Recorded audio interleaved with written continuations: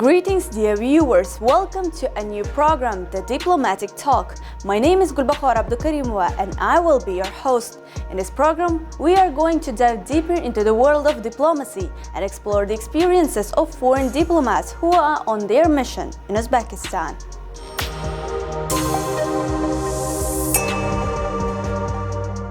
In the first episode, we will talk about diplomatic relations between Switzerland and Uzbekistan. But before we proceed, let's talk about Switzerland. Switzerland is a picturesque country located in Europe. The country is known for its breathtaking mountains, delicious cheese, rich chocolate, and precious timepieces. However, beyond these recognized traits lie lesser-known details that make it a country that attracts people all over the world. Here are 5 intriguing fun facts that might surprise you. There are 4 official languages. Switzerland has 4 official languages: German, French, Italian, and Romansh. No euros here. If you are coming from a different European country, you might be surprised to see price tags and menus showing a different currency. Switzerland uses Swiss francs as opposed to euros. The least obese European country. According to the World Health Organization, the Swiss country is the least obese European country with only 17.5% of the population being obese. Pristine water around. Thanks to a great underground water reserves and natural springs, Switzerland boasts some of the finest drinking water around the world. Life expectancy. The average life expectancy at birth in Switzerland was 83 years compared to the European average of 78. The Swiss enjoy high standard of living, a universal healthcare system, a clean environment, and a low crime rate, all of which contribute to their longevity.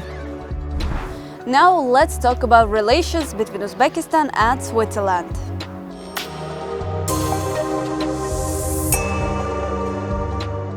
Switzerland and Uzbekistan, despite being geographically distant, share a history of diplomatic engagement that dates back several decades. The establishment of formal diplomatic relations between the two countries can be traced back to the early 1990s, following Uzbekistan's declaration of independence in 1991. Switzerland was among the first Western countries to recognize Uzbekistan as the independent nation. This was the foundation for diplomatic ties between two states.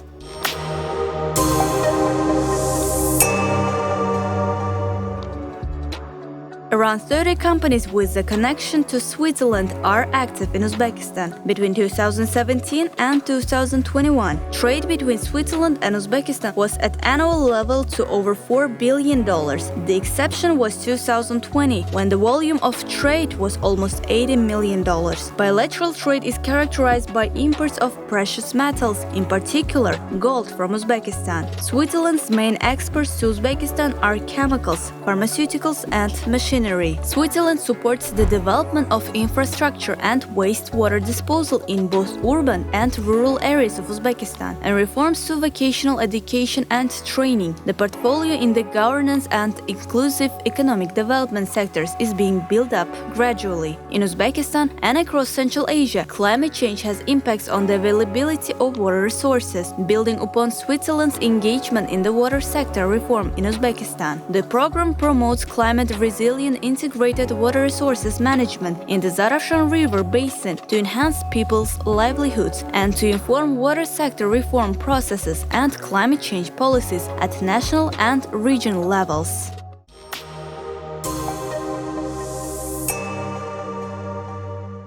Right now we are at the Embassy of Switzerland in Uzbekistan, and our today's guest is Rahel Bosch. Hello. Thank you very much. Assalamu alaikum. Let's talk about diplomacy as overall. How long you've been working in this field? Oh, that's already more than 20 years. So I spent almost all my career in the Foreign Service, working with the Ministry of Foreign Affairs of Switzerland in different functions, of course. But yes, this year it's 23 years. Was it like your dream when you were as a child to become a diplomat, to work in this field, or it just happened? Yeah, I think no. I had a dream as a child. I mean, I was always dreaming about traveling, about getting out. I couldn't travel much as a child. I didn't have this possibility. I could only visit my aunts and uncles. So I was always dreaming of traveling. And my original dream as a child was to get a journalist. I wanted to be a journalist, as you are, and I wanted to report from all over the world. So this brought me then to my first education as a journalist. I went to a school for journalists and editors in Germany, Munich.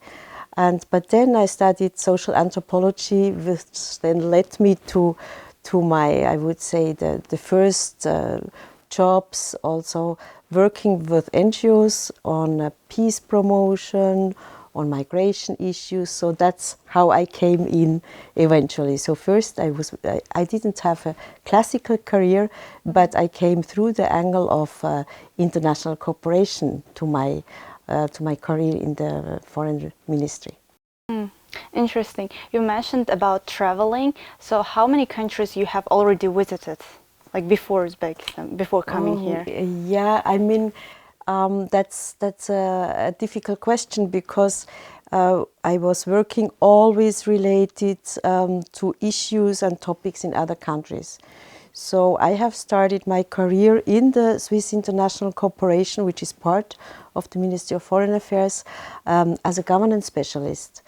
And this was in the early 2000s. And so that is when the Swiss cooperation, as many others, was shifting from providing technical aid, mostly, to supporting reforms, to supporting systems. And in this regard, for instance, I could travel. I think I had the privilege to travel to almost all of our country offices, means from Latin American countries to Southern African countries to Middle East to Southeast Asia. And then, by the way, this first assignment in the Ministry of Foreign Affairs brought me for the first time in your country. 2003, 2004, 2005, I've been here in the region, in Uzbekistan, Kyrgyzstan and Tajikistan.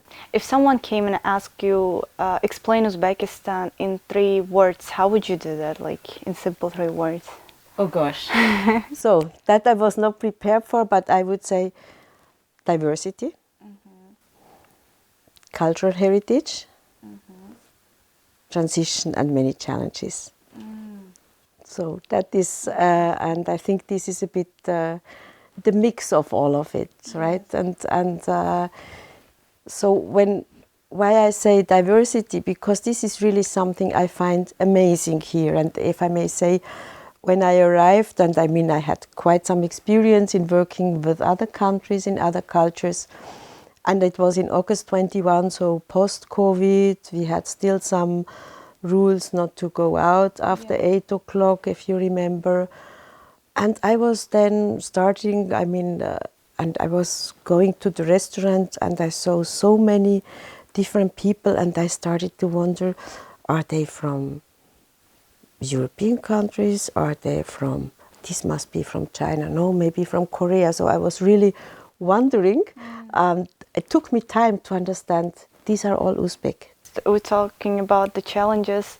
I know that there are positive sides of being in the diplomatic mission and of course the challenges. The positive sides, of course, it's traveling, I guess. What are the other positive sides and negatives? I think it's a real privilege to get to know so many different people in so many different contexts and to continuously learn. I think a precondition, I would say, for our profession is curiosity and openness and readiness to learn. And on the other hand, of course, we are representing our country and its values and all the goals of our foreign policy. So it's a privilege to represent that and also to work on, as I said, I'm not only the deputy head of mission, I'm the head of cooperation. So in the international cooperation, I find that the real privilege to work and to try to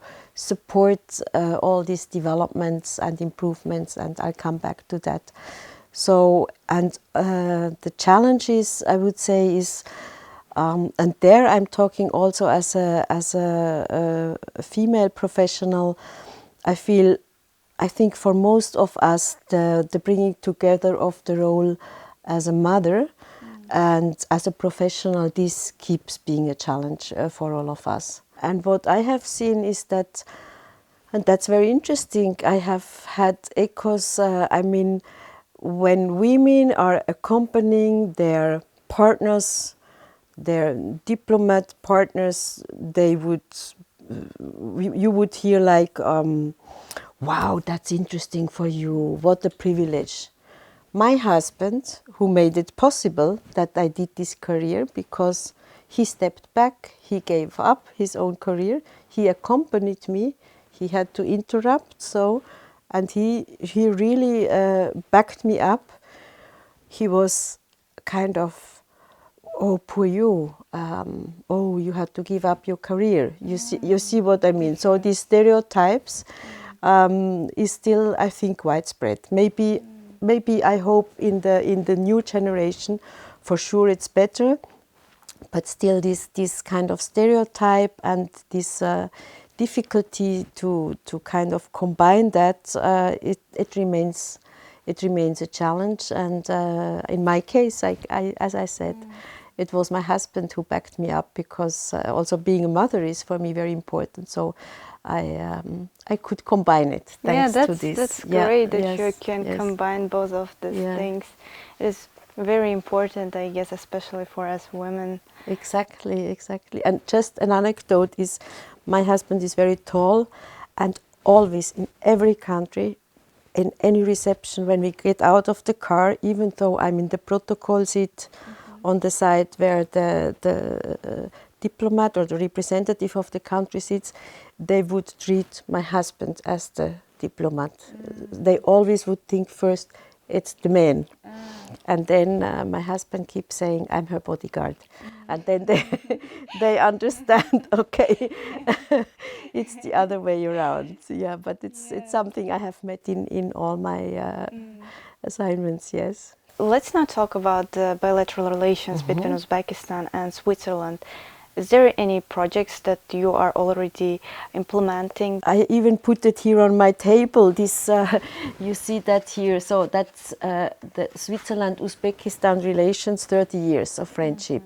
So Switzerland was one of the first countries who, after the independence of Uzbekistan, has established this embassy.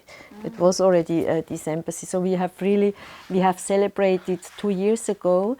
We have celebrated 30 years of bilateral relations, and we had always good relations. However, those have intensified since the reform, since the change of the government, and also Switzerland has been in the region, as I said at the beginning, with diplomatic representation and international cooperation for 20 years, even more. But the cooperation was concentrated here on a lower level on the water portfolio, the water management. And then responding to the reforms, it was decided that Uzbekistan would also get a priority country of Swiss international cooperation. So on the one hand, the business relations have intensified. There is more and more Swiss business interested in, coming in, investments. And on the other hand, we have really strengthened the international cooperation. And you were asking about specific projects. So we have, as we call it, it's all a portfolio, and we have a threefold focus. We are focusing on supporting the reforms in the water management. We are focusing on the reforms support in the vocational education and training, skills, but also other inclusive economic development. And then we have also a focus on strengthening governance. So the last one is working with international partners on fighting gender-based violence through ACTED, through a countrywide project. And there I think we had, in the partnership, I need to say it's always in partnership, and it's always responding to the country's needs. And responding to the country's priorities. And in this case, I think this women economic empowerment and the protection of women's rights, the protection of women from domestic violence, this is one of our focus we have together with many other partners. What would you recommend for the girls who are watching us and dreaming about one day to become a diplomat? Believe in yourself, believe in your dreams, make your dreams real, learn language. I think you are a shining example, right? With a good English or with a good other languages, you have already a first step. And then, of course, reach out, make connections, look for role models, be brave, try to convince your friends. I do think that there is a commitment also by the government to strengthen this inclusion of women in all professions.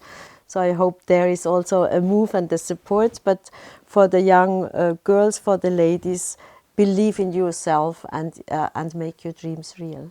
Thank you very much for giving us this amazing interview. It was a pleasure to talk to you. This was the end of our interview. Thank you for watching us. See you in our next episodes.